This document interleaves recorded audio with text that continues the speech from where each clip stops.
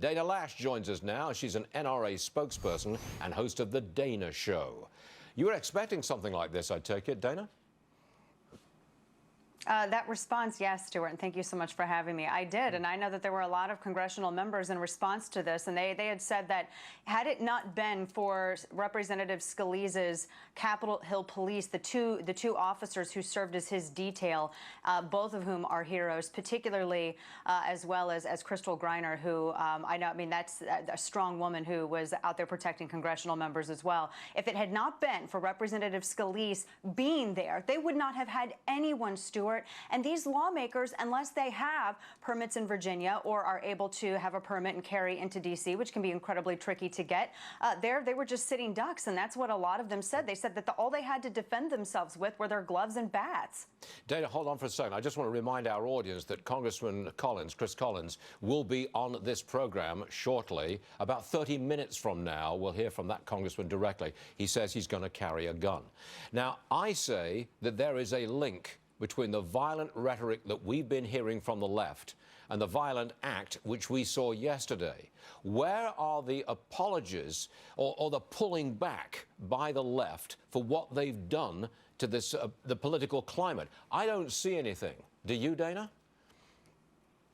That's the million-dollar question, isn't it, Stuart? What sort of atmosphere do you think that's going to come from having the severed head from a comedian or having some sort of Shakespearean play that portrays Donald Trump as the one who's getting assassinated as opposed to Caesar? This is sort of the reality in which we live. We see Berkeley riots. We see all of these different riots on college campuses simply because they can't handle a difference of opinion. We have people who think that violently responding to the November election is a way to express dissent. That's not a protected form of speech. What we saw yesterday, the violence yesterday morning, that's not a protected form of speech. This is an individual who was no longer satisfied, Stuart, with just voicing disagreement on Facebook. He had to take it to this extreme. And I do think that the left needs to walk this back. Now, I hear all the time, Stuart, well, this occurs on the left and right. No, I'm sorry. No, you don't see people on the right going out and shooting individuals because they disagree with their politics. Well said.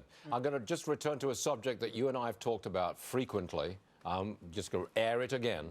I'm an American citizen, firm supporter of the Second Amendment, but the prevalence of guns, if they were to be in everybody's hands, or certainly a lot more hands, I don't find it disturbing.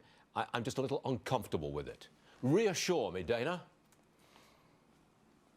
Well, Stuart, we don't want to say, this isn't about a guns everywhere for everyone. There are certainly some people who have forfeited their right because of willful action, or some perhaps who were just mentally incapacitated and are not able to responsibly, lawfully carry. But an innocent American citizen who simply wants to exercise their pro-choice right of self-defense, Stuart, certainly they should be able to do so. And the argument, Stuart, that because a criminal may carry, that should somehow invalidate your right to carry, that is not a good argument. That's not a logical argument. Quick point. I'm sorry to interrupt you, but quick point. I don't think Congressman Chris Collins will be allowed to carry a gun in Washington, D.C. Am I right?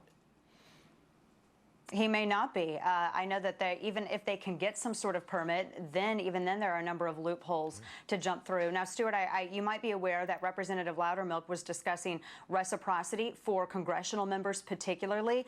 I don't think that should just extend to congressional members. I think that this really should put a fire under Congress, politically speaking, to have national reciprocity for all law-abiding Americans across the country so that our rights don't end at the border, at one particular state border, that we can be able to protect ourselves wherever we are, a ball field or at home. Let's sum it up like this. Hey, you on the left, knock it off. You accept that? I do. I do. Let's, just because we disagree on politics doesn't mean we have to be enemies, Stuart. Well said.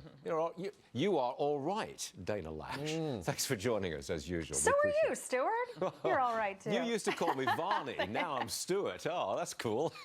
Thank you, Dana. We're on a first-name basis now. Oh, watch out. See you later.